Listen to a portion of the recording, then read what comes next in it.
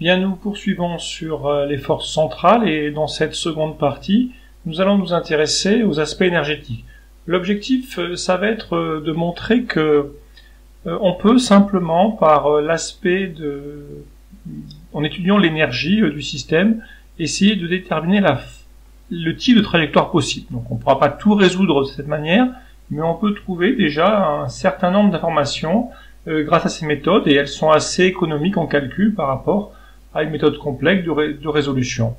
Voilà. Donc on reprend sur les idées qu'on avait obtenues. Donc je vous rappelle, on avait montré le caractère plan du mouvement, et nous avions obtenu deux grandeurs conservées, qui étaient l'énergie mécanique, que maintenant je vais appeler EM0, qui est finalement l'énergie mécanique initiale. C'est écrit juste au-dessus, mais 1/2 de mv carré, donc j'écris en fonction de ses composantes, Vr carré plus Vθ carré, Vz étant égal à 0, et puis une énergie potentielle. Je me limite au cas des mouvements, enfin des forces newtoniennes pour la suite, et ici la constante des airs, donc ici la constante des airs. Voilà. Et donc, bien maintenant, on va essayer on sait qu'on peut faire des études énergétiques avec l'énergie potentielle, mais pour l'instant, on a un problème à deux variables qui sont R et θ. Alors l'idée, c'est de se ramener un problème à une seule variable en combinant la constante des airs avec l'énergie mécanique. Alors là, simplement, on va reprendre l'expression de l'énergie mécanique mR0 et on va essayer d'exprimer ce résultat uniquement en fonction de R et de ses dérivés. Donc pour cela, eh bien, je regarde le terme en R point carré, mais ici, au niveau du terme en θ point carré, eh bien, j'utilise la relation qui est ici. Je constate que je peux exprimer θ point en fonction de C dr carré, et je vais injecter ici. Donc finalement, j'ai θ point qui vaut C sur R carré, donc j'écris ici C sur R carré, le tout étant bien sûr pris au carré, le carré qui est ici, et je ferme la parenthèse, moins K sur R. Je constate que je peux réécrire cette relation en deux parties, un terme qui correspond à la vitesse radiale, donc attention, ce n'est plus toute l'énergie cinétique, c'est uniquement l'énergie cinétique associée au mouvement radial, et si je recombine les termes, j'aurai R carré ici, mais ici j'ai une puissance 2 et une puissance 2, qui fera une puissance 4, et donc j'aurai en 1/2 de m c carré sur R carré, moins K sur R. Donc voilà pour ce résultat, et c'est cette notion-là qu'on va appeler l'énergie potentielle effective, qui est une fonction uniquement de R. Alors attention que ce n'est pas la vraie énergie potentielle, c'est une énergie potentielle effective. En fait, qu'est-ce qu'elle fait apparaître? Elle fait apparaître l'idée que, du fait de cette loi de conservation, et vu que la grandeur est conservée, si vous rapprochez de R égale 0, eh bien, θ point doit augmenter fortement en conséquence, ce qui fait que, en fait, on va acquérir beaucoup d'énergie cinétique de rotation, mais vu que l'énergie mécanique est limitée, hein, si R tendait vers 0, on aurait le θ point qui tendrait vers l'infini, et en fait, vu que cette énergie doit être limitée, vous ne pouvez pas, en fait, vous rapprocher indéfiniment de l'origine. C'est ce qu'indique ce mur, cette barrière d'énergie potentielle. Bien, alors, l'intérêt d'avoir fait ça, c'est que, en fait, on sait que l'énergie, l'objectif, c'est en fait de se dire que on peut se ramener à un problème plus simple. On sait que lorsqu'on a un problème du type l'énergie mécanique, c'est 1/2 de m x point carré plus une énergie potentielle EP de x, hein, si on pense à un problème à une dimension, on sait que dans cette situation-là, si on représente ici l'énergie potentielle x, qui a par exemple cette forme-ci, eh bien, et si j'impose une énergie mécanique fournie, par exemple ici, ça devrait être droit, mais vous voyez l'idée, et donc en fait cette énergie mécanique, on sait que si vous partez de ce point qui est ici, eh bien on sait que l'objet pourra descendre ici, remonter, mais qu'ensuite il repartira, et qu'il va être bloqué dans cette cuvette de potentiel. D'accord? Donc en fonction de la forme de l'énergie mécanique, de la forme de l'énergie potentielle, on peut avoir des informations sur le mouvement, mais en fait ce raisonnement s'applique pour les problèmes qui dépendent d'une variable, et c'est bien ce qu'on a fait ici, on a bien réécrit le problème. En fait, ce qui va jouer le rôle de x point carré, ben, c'est R point carré, et ce qui va jouer le rôle de l'énergie potentielle classique, c'est l'énergie potentielle effective. Et bien comprendre qu'ici, on aura une information uniquement sur le mouvement radial. Donc là, ça va nous indiquer en fait, par rapport au centre de force, comment l'objet va se déplacer en R, en quelque sorte, hein, entre peut-être un R min et un R max dans certains cas. Mais ensuite, tout ça, ça va bien sûr tourner. D'accord? Parce qu'il y a la dépendance en θ point, d'accord? Vous aurez θ point qui est bien présent, qui n'est pas nul, d'après C égale R carré θ point. Et à ce mouvement d'oscillation selon R, on verra si c'est un mouvement d'oscillation, se rajoutera l'aspect de rotation. Voilà. C'est ça qu'il ne faudra pas, bien sûr, oublier. Alors, à partir de là, on peut étudier les mouvements en R et savoir ce qui va se passer pour le système. Maintenant, connaissant cette énergie potentielle que je vais encadrer, effective, d'accord? Donc là, on a l'énergie potentielle effective, d'accord? Et on va donc s'intéresser à cette fonction-là et voir ce qu'on peut dire de cette fonction-là. Alors, il y a deux cas à bien distinguer.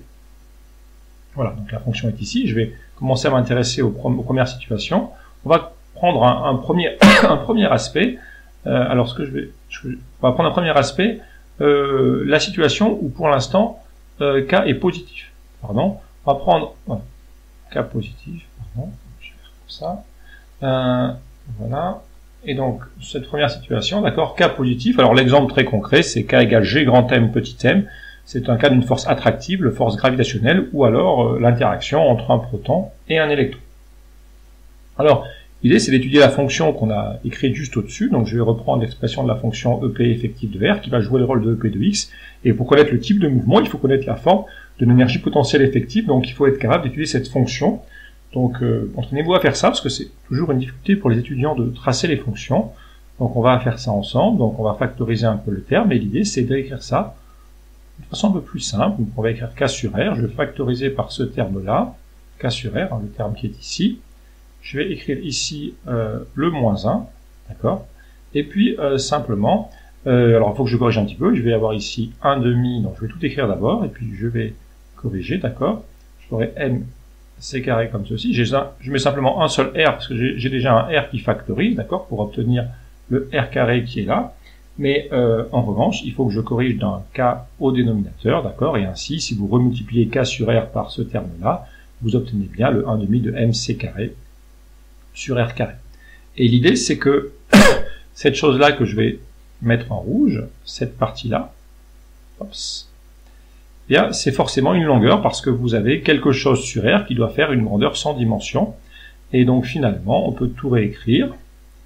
K sur R, facteur de R0 sur R moins 1, et ça, c'est une forme simplifiée pour l'expression de l'énergie potentielle effective avec le R0 qui a un sens physique qu'on verra dans peu de temps.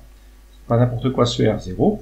Ce R0 qui vaut donc, en fait, si on reprend, qui vaut donc mc carré sur 2k. Voilà pour ce résultat. On va prendre ça par cœur, mais on verra que ça nous servira pour la suite. Alors maintenant, comment étudier la fonction? Bien, cette fonction, bon, n'oublions pas que k est positif, d'accord, c'est un point important ici. Alors, bien sûr, le tracé, je l'ai refait en dessous avec l'ordinateur, mais je vais commencer d'abord par vous montrer comment on fait pour, si on demande de la tracer la fonction, il faut quand même avoir une idée de comment on fait ce genre de choses.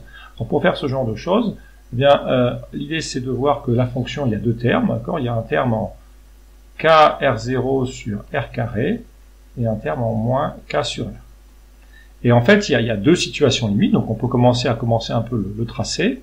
Donc je vais avoir, en fait, donc si je reprends ici, donc je vais faire ça grossièrement pour l'instant, mais l'idée va être là. Ok. Donc, stock, hop, et d'accord, donc j'aurai R ici, et puis la EP effective de R.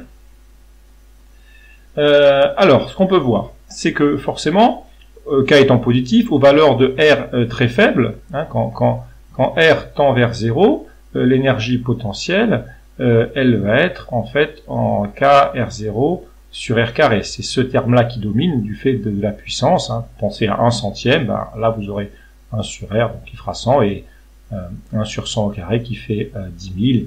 Après, bien sûr, il faut dimensionner tout ça, mais forcément ce terme finit par l'emporter. Et donc forcément, ça tend vers plus l'infini. Et donc, imaginons qu'on fait comme ça à peu près, d'accord, grossièrement quelque chose comme ça. Ah, quelque chose comme ça, d'accord.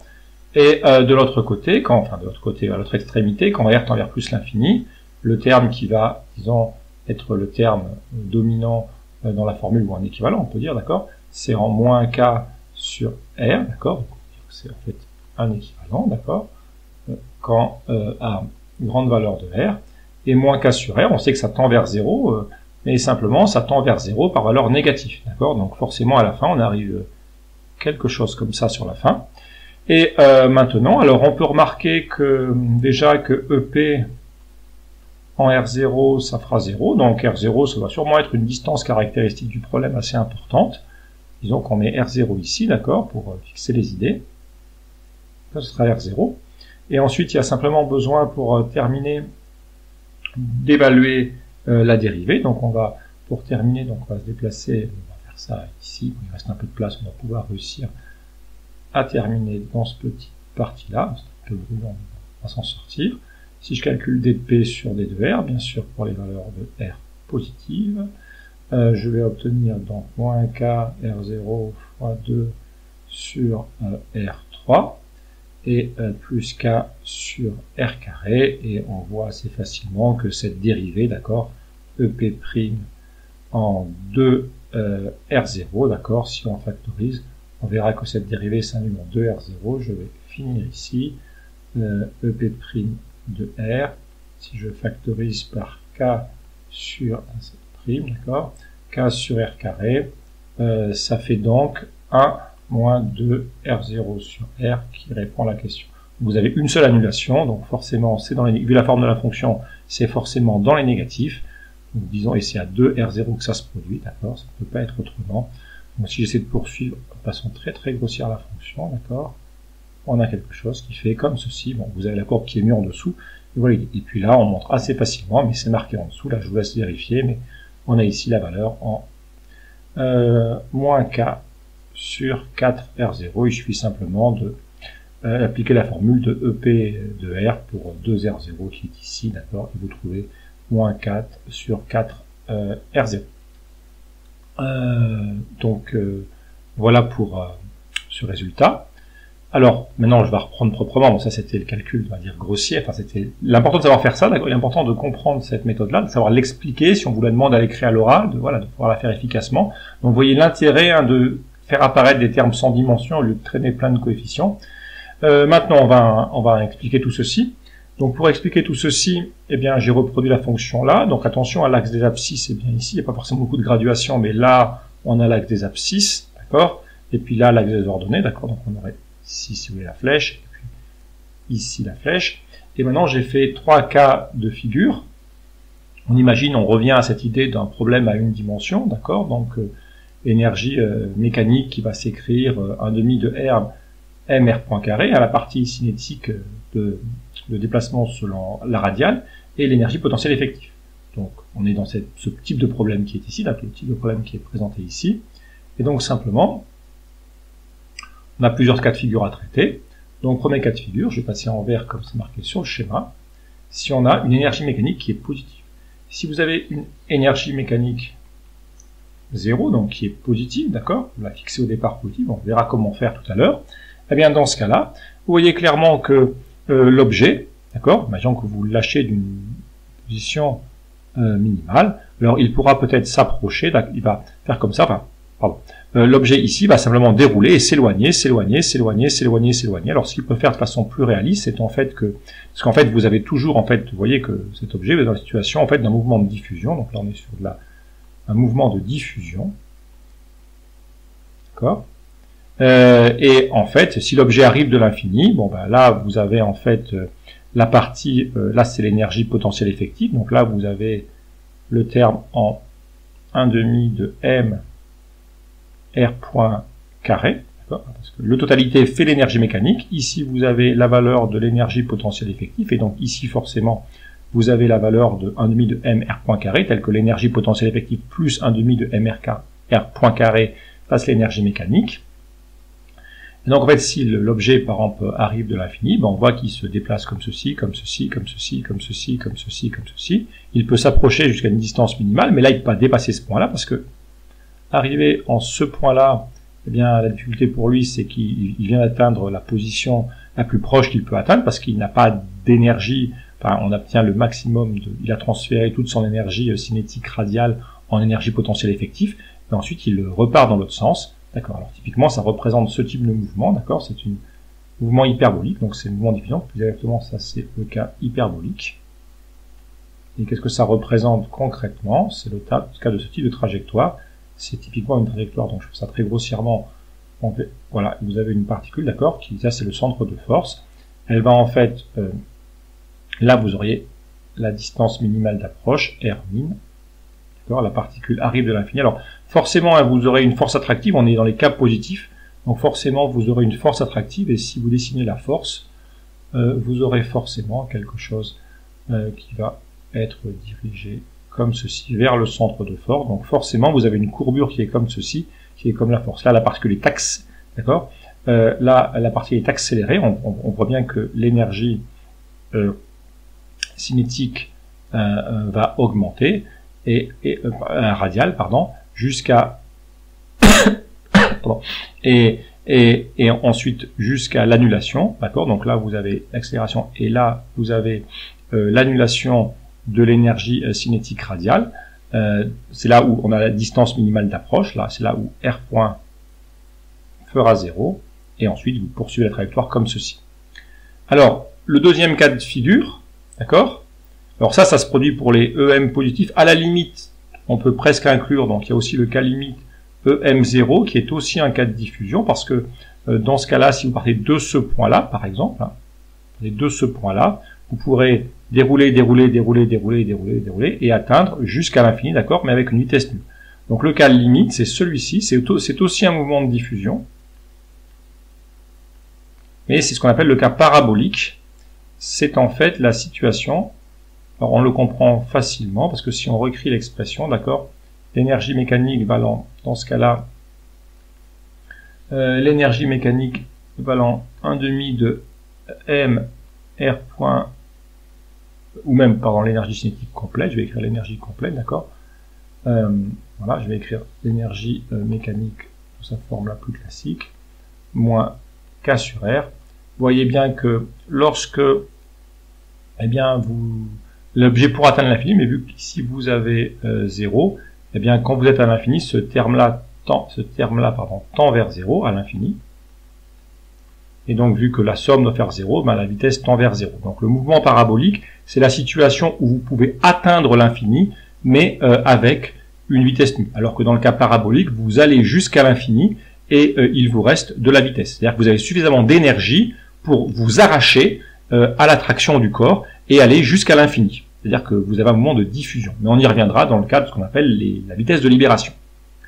Maintenant, il y a un autre cas de figure, c'est si votre énergie mécanique, enfin celle du corps, plus exactement, je prends le cas rouge maintenant ici, ce qui correspond au cas rouge ici, si l'énergie mécanique est M0 est négative, que vous avez fixé. Donc là maintenant, vous avez ce point-ci et ce point-là, et vous savez bien que, eh bien en fait, dans cette situation-là, l'objet, s'il est ici, il va simplement pouvoir aller juste, donc il va faire comme ceci, il va faire des allers-retours en allant de R min jusqu'à R max, mais il ne pourra pas sortir, d'accord, il va être bloqué ici, car en fait, une fois qu'il arrive là, son énergie cinétique radiale s'annule, R point s'annule, et puis l'objet repart dans l'autre sens en radial, l'objet qui tourne bien sûr sur θ, mais au point de vue radial, il va pouvoir simplement se positionner, d'accord, dans ce domaine-là, il ne pourra pas en sortir, car s'il allait au-delà de ça, eh bien, il faudrait qu'il ait une énergie mécanique supérieure à ce que vous lui avez fourni, qu'on appelle ici EM2, d'accord, enfin, j'appelle ici EM0, mais négatif. Donc ici, vous aurez forcément un mouvement lié. La particule va rester entre deux valeurs, d'accord. R appartient à R min, R max, qui représente en fait dans le cas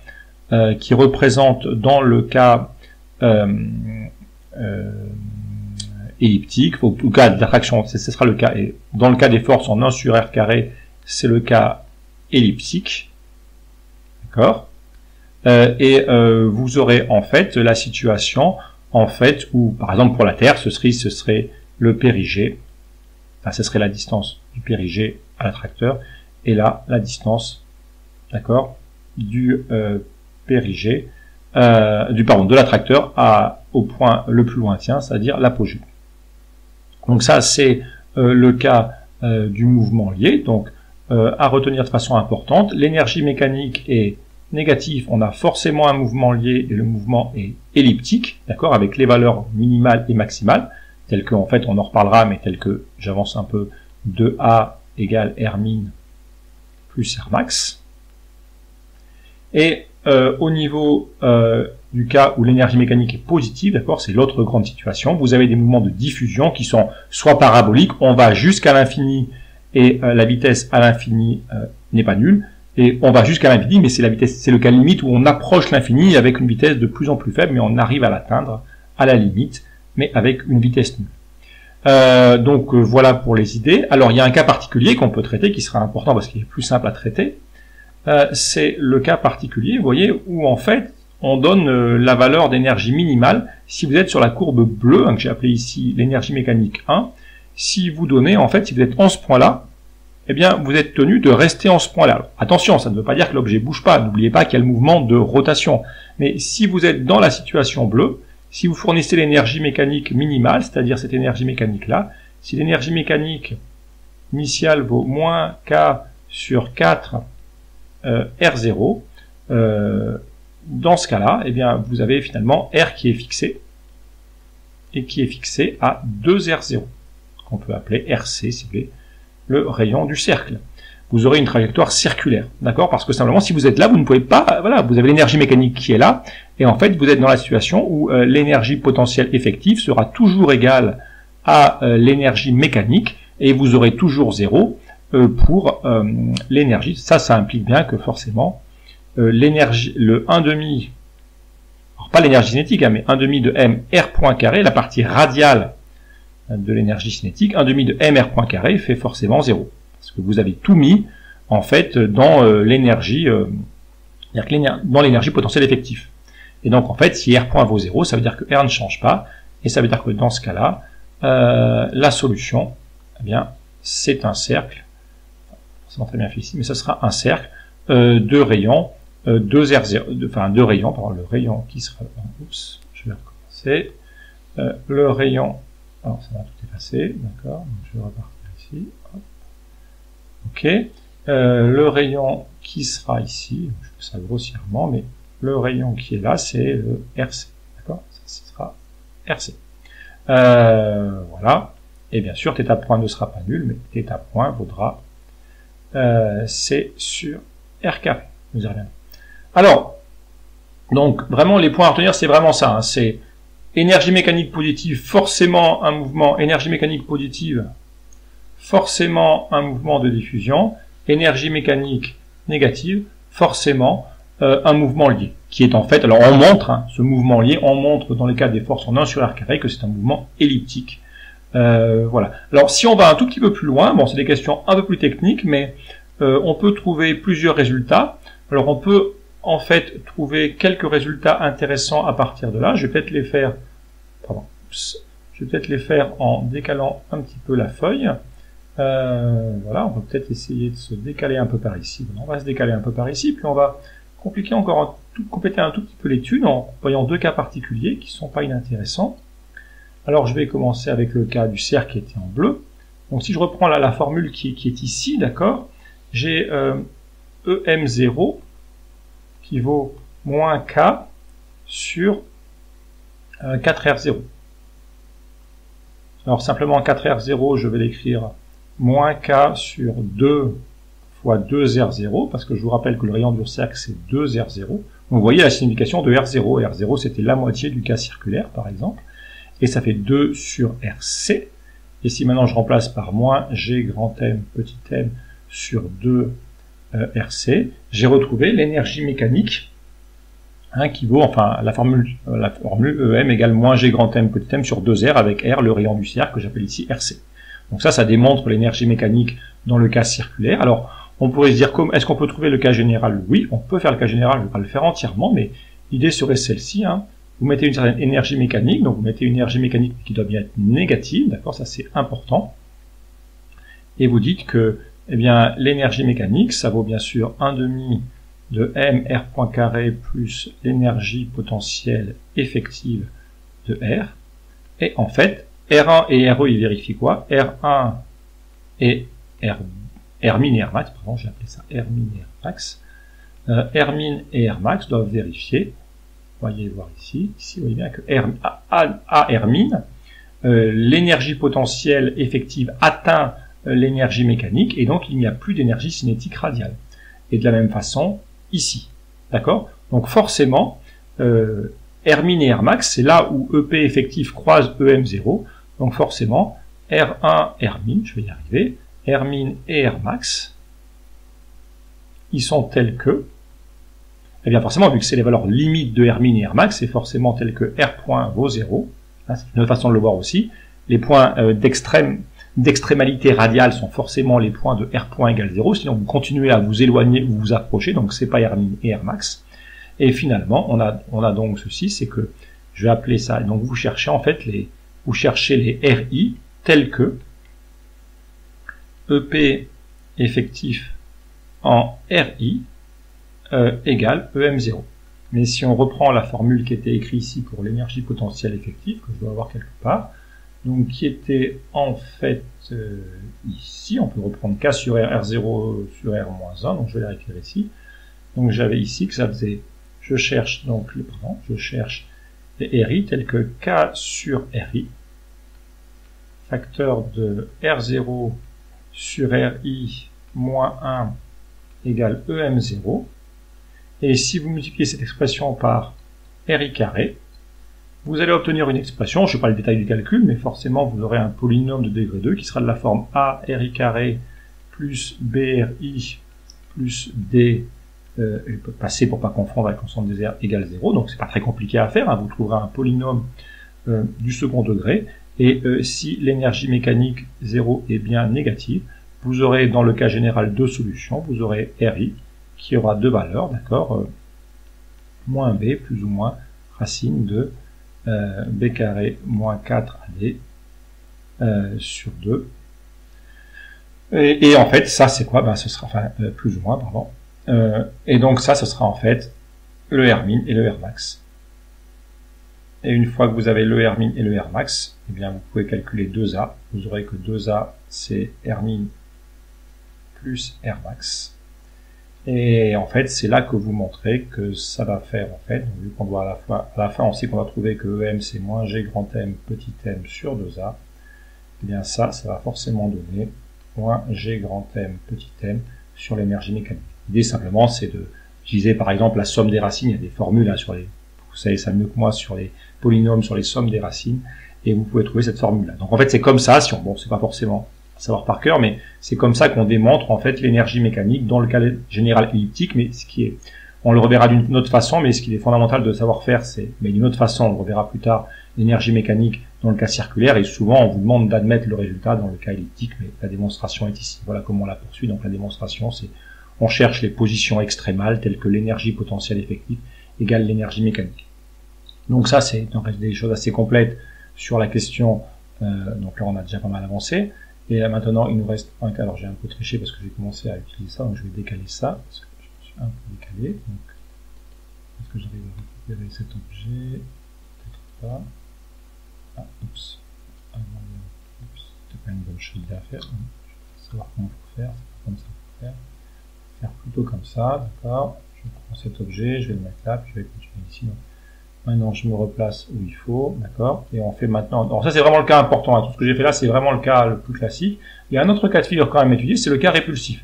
Le cas répulsif, c'est moins important. Enfin, c'est pas moins important, mais donc ça concerne uniquement le cas répulsif, c'est uniquement pour le cas électrostatique, d'accord, parce que le cas gravitationnel, ça n'existe pas, bien sûr. Cas électrostatique, les masses s'attirent toujours, mais c'est-à-dire par exemple comme deux protons, hein, voilà, par exemple.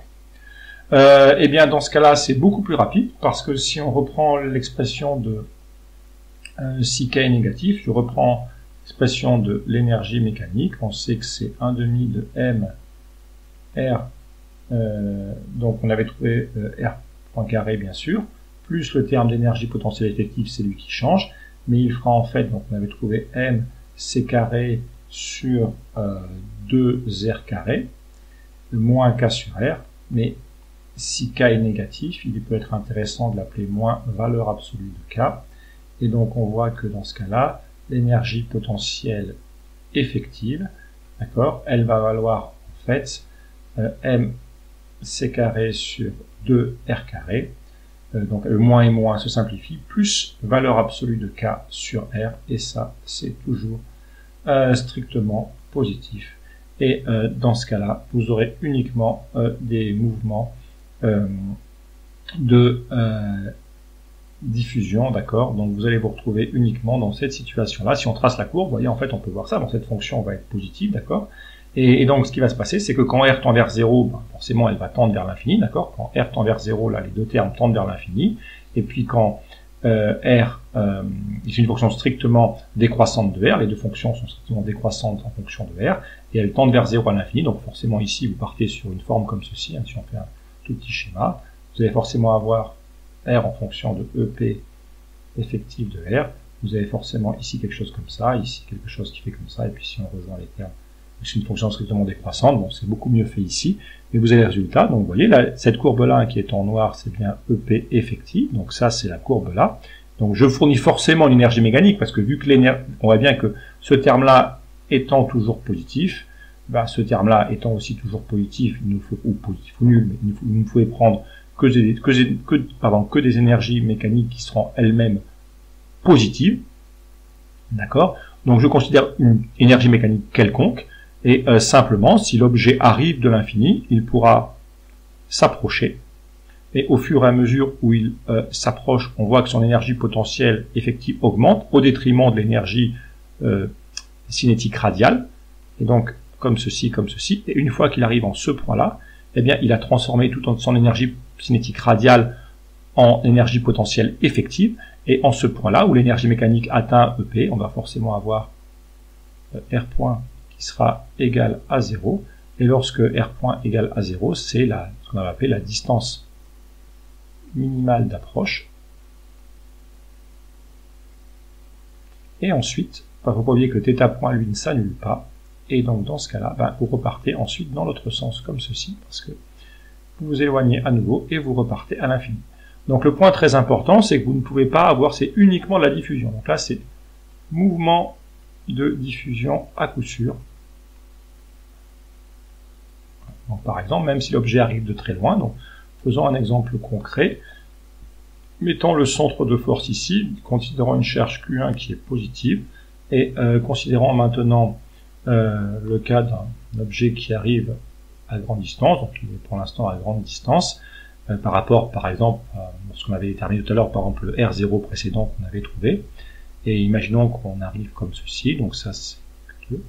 Et en fait, l'idée, c'est assez simple à comprendre, c'est que en fait, vous ne pourrez pas avoir une courbure qui va entourer comme ceci, parce que en fait, la force, c'est une force répulsive, donc en fait, forcément, vous allez avoir quelque chose comme ça pour la trajectoire. La trajectoire, ça va être quelque chose comme ceci.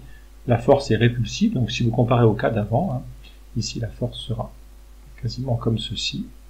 D'accord, ici elle est comme ceci. On voit bien que l'objet va être freiné, d'accord. Ici l'objet est partiellement freiné, et ensuite il est réaccéléré lorsqu'il arrive ici, d'accord. Donc il est partiellement freiné, puis réaccéléré, mais il ne peut pas entourer. Vous ne pouvez pas avoir ce genre de choses parce que il faudrait que la force soit dans l'autre sens pour que la courbure se fasse dans le bon sens. Donc, vous voyez bien la différence. On a bien deux cas de diffusion, mais quand c'est une force répulsive, on a ce type de forme avec une courbure comme ceci, alors que dans le cas de diffusion, dans le cas de force attractive, on a cette courbure comme ceci, d'accord, cette courbure comme ceci, et donc une force, voilà, force attractive et une courbure de ce type-là, et qui, évidemment, si vous mettez moins d'énergie, qui peut dégénérer en un mouvement soit elliptique, soit un mouvement circulaire. Mais dans ce cas-là, vous aurez toujours un mouvement de diffusion, qui sera plus ou moins prononcé, mais vous aurez toujours un mouvement de diffusion. Il ne peut pas en être autrement. Voilà, donc la particule s'approche et repart, et vous avez ici la distance minimale. D'accord. Alors de la même façon, si vous cherchez la distance minimale, il faut bien sûr résoudre. Hein.